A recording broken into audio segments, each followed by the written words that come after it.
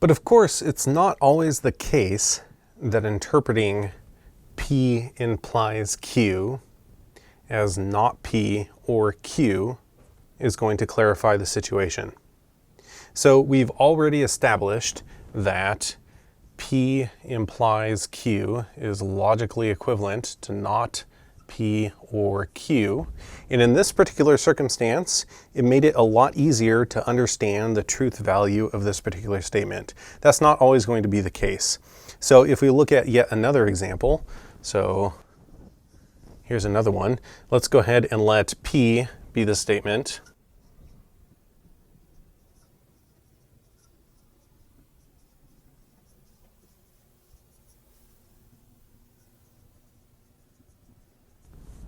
You get 100% on all assignments in, let's say, this class.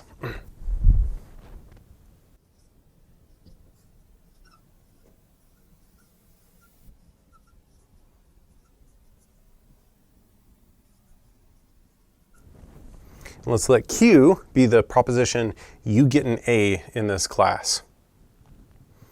So if we were to look at P implies Q, this thing right here would read as follows. If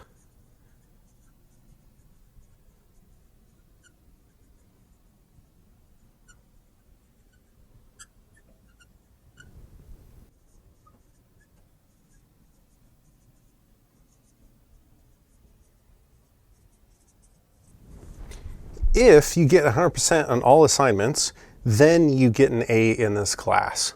It's pretty easy to determine when the truth value of this compound proposition right here is going to be. But if we interpret it instead in this logically equivalent format, it would read as follows.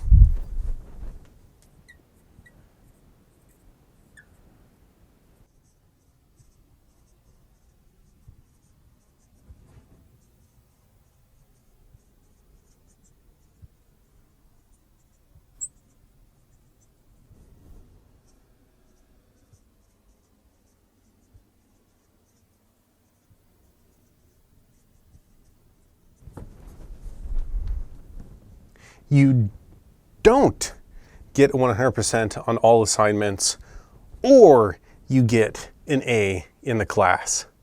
And in this particular instance, looking at the implication as this particular expression right here actually makes it a little bit more difficult to determine the truth value of this particular logical expression.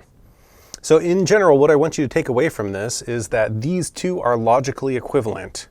And sometimes it is much easier to interpret the truth value of a compound proposition by considering either the original definition of P implies Q, which is given right here, or to consider its logical equivalent, which is not P or Q. We see two examples, where in this example, it's a lot easier to interpret the implication using this logically equivalent definition. In this example right here, where it's a lot easier to interpret the truth value using this definition that's logically equivalent.